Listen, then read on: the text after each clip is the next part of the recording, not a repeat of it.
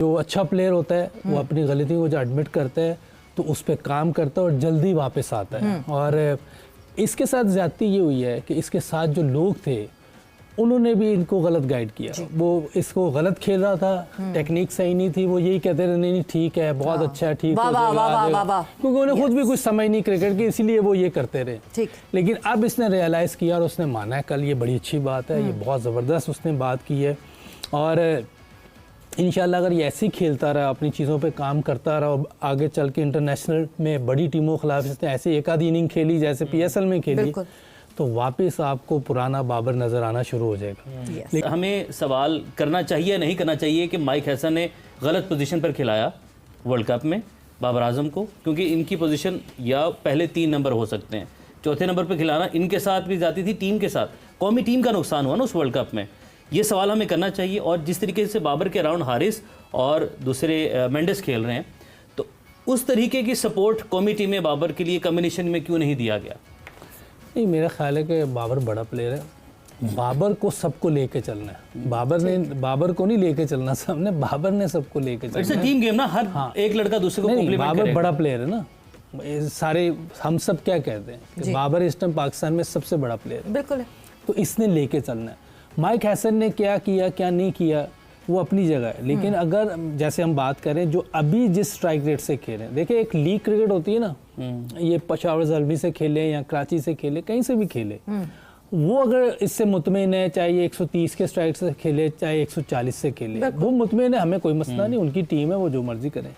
लेकिन जब international cricket की बात आएगी तो फिर आपको मैच जीतना है। बिल्कुल, वहाँ ये नहीं हो सकता कि यूसुफ साहब अब आप आराम से खेलें अपनी मर्जी से, नहीं, वो रिक्वायरमेंट जो उस नंबर की है उस नंबर के हिसाब की रिक्वायरमेंट से खेलना है। जैसे हम बात कर रहे हैं, हम कह रहे हैं 190 के स्ट्राइक रेट से खेला है, 170 के स्ट्राइक रेट से खेला है, ये रिक्वायरमेंट अगर बड़ी टीमों के खिलाफ कर देगा तो हम सबको फायदा होगा, इसको भी फायदा। क्योंकि मैं आपको एक चीज बताऊं, ये जो स्टोरी इन्होंने सारी सुनाई है मैं तो नहीं देख सका, लेकिन फीलिंग में बहुत अच्छी तरीके से समझ सकता हूं कि वहां के लोगों की जो फीलिंग थी और मेरी फीलिंग क्या थी।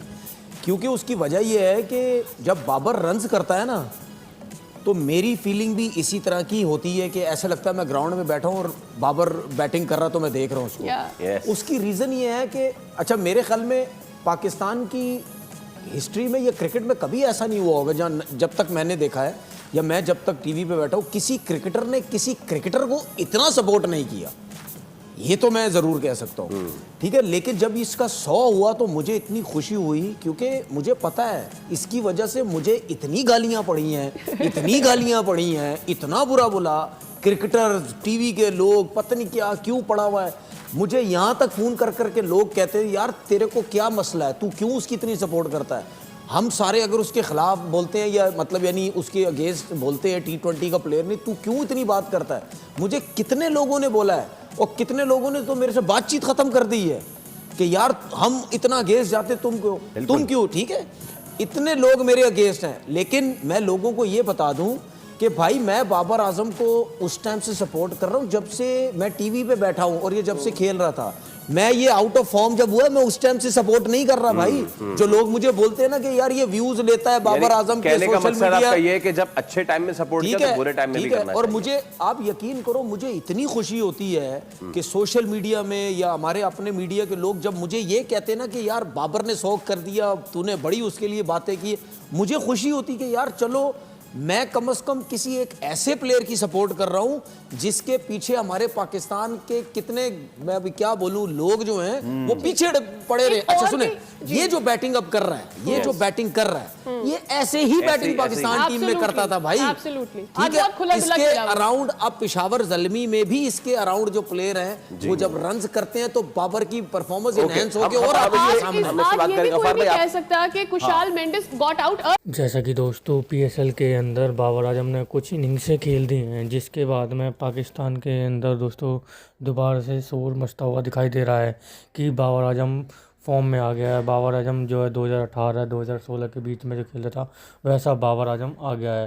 हालांकि दोस्तों शायद ये लोग ये भूल रहे हैं कि बाबर आजम जो पिछले 2-3 साल से भी 2-3 साल जिन और फालतू से ही आउट ऑफ फॉर्म चल रहे हैं, जो दूसरे मैचेस होते हैं लीग में स्टेज को छोड़ दिया जाए तो, क्योंकि लीग स्टेज में भी दोस्तों पीएसएल के अंदर ही वो सिर्फ रन्स बना पा रहे हैं जैसे कि इस बार कर रहे हैं।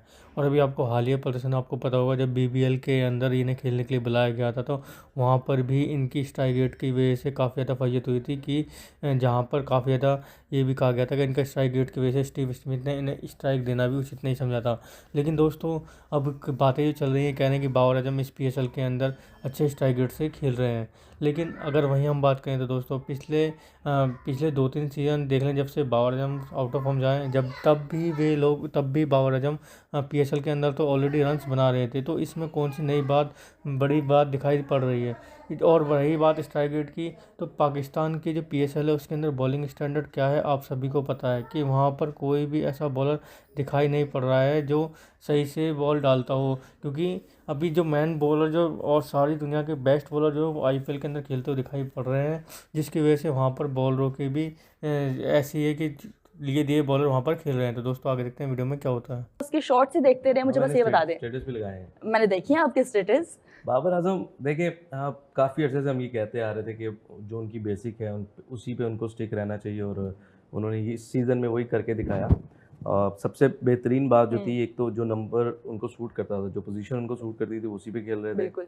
फिर जो रोल मैनेजमेंट की तरफ से दिया गया, अगर आपने अजहर महमूद की वो इंटरव्यू सुना है, उसमें उन्होंने कहा कि उनको यही कहा गया था कि आप लंबा खेलें, बिल्कुल आपके साथ चिप इन करते रहेंगे। कुशाल मेंडस हैं, हारिस हैं, अब्दुल समद है, नीचे से ब्रेसवेल हैं, तो ये सारे उनको चिप इन करते रहे। लेकिन स्टिल जो 170 160 के स्ट्राइक रेट से बाबर आजम हमें खेलते हुए नजर आए हैं, जब वो कन्वर्ट करते हैं अपनी दोनों सेंचुरीज को, जिस तरह कन्वर्ट किया कल वाला, अगर आपको पता हो तो जो दूसरी 50 है उन्होंने, जो दूसरे 50 बनाए वो 20 गेंदों पे बनाए। बिल्कुल, पहली 50 उन्होंने मेरे ख्याल से 30 बॉल्स 32 में, 30 समथिंग में किया, और में, और दूसरी 19 बॉल्स के ऊपर उन्होंने 50 की थी। मतलब इतनी जबरदस्त परफॉर्मेंस कल बाबर आजम की रही है। तो उमर, आप क्या कहेंगे बाबर आजम की और कल ओवरऑल पेशावर ज़ल्मी की परफॉर्मेंस के ऊपर? देखिए, ऑब्वियस बात है कि ये रिसर्जेंस ना सिर्फ बाबर आजम। तो दोस्तों आपने देखा जैसे कि पाकिस्तानी मीडिया के रिएक्शन, उनके रिएक्शन देखने के बाद में दोस्तों तनवीर अहमद दोस्तों जो सामने से कहते हुए नजर आ रहे हैं, कह रहे हैं कि बाबर आजम के पीछे पड़ गए थे सब, और जब उसकी 50 हुई, जब उसका शतक हुआ तो मेरी तो आंख में आंसू आ गया, ऐसा लगा कि मैंने ही शतक लगाया, ऐसा उनका कहना है। तो कहना दिखाई पड़ता है क्योंकि जिस तरह से वो बातें कर रहे हैं। वहीं मोहम्मद यूसुफ दोस्तों वो ये कहते हुए नज़र आ रहे हैं कि अभी तो उनको ये लग रहा है कि हाँ चलो ठीक है, यहाँ पर रन बना रहे हैं, जब ये आईसीसी इवेंट्स में ऐसी पारियाँ खेलेंगे तब देखा जाएगा कि इनकी फॉर्म आई है नहीं आई है। हालांकि उन्होंने तारीफ़ करी कि अगर वो ऐसा आगे जाके इंटरनेशनल मैचेस में खेलते हैं तो काफ़ी अच्छा होगा उनकी टीम के लिए। ये तो बिल्कुल दोस्तों सही बात है कि अगर कोई भी खिलाड़ी अपनी टीम के लिए सही खेलेगा तो वो अच्छी ही बात होगी। लेकिन अगर वहीं हम देखा जाए तो वो बाबर आजम है, बाबर आजम ने दोस्तों शतक जड़ा देखा जाए तो, क्योंकि जो पहला मैच हुआ था उसे देखने के बाद में ऐसा लग रहा था कि पाकिस्तान के अंदर जो अभी बल्लेबाजी है वो काफ़ी बेकार दिखाई पड़ रही है, क्योंकि पाकिस्तान की जो बल्लेबाजी है वो काफ़ी ज़्यादा डाउनफॉल की तरफ गई है। इसका सबसे बड़ा कारण दोस्तों ये भी है कि पहले पाकिस्तान की बॉलिंग चल जाती थी, पाकिस्तान की बॉलिंग भी अब उस लेवल की नहीं रहेगी। उनके जो मैन बॉलर हैं दोस्तों वही मार खा रहे हैं। तो इस बात से अंदाजा लगे कि उनकी टीम को बनाना काफ़ी ज़्यादा लंबा चलने वाला है, क्योंकि जिस तरह से वो अभी भी बाबर के ऊपर ही निर्भर होते हुए दिखाई दे रहे हैं। जो बंदा ऑलरेडी 31-32 साल का अब हो जाएगा और उसके ऊपर भी निर्भर कर रहे हैं। ये नहीं कि किसी यंग टैलेंट को देखें कि जो बंदा आपकी टीम को लगभग 10 से 12 साल संभाल सके, ऐसे खिलाड़ियों के ऊपर ध्यान दें। लेकिन अभी भी नज़र बाबर आजम के ऊपर ही है। तो दोस्तों कैसे लगे आज की हमारी वीडियो हमें कमेंट करके जरूर बताएं। हमारे चैनल को लाइक एंड सब्सक्राइब जरूर करें ताकि आपको हमारी वीडियो प्राप्त होते रहें। धन्यवाद।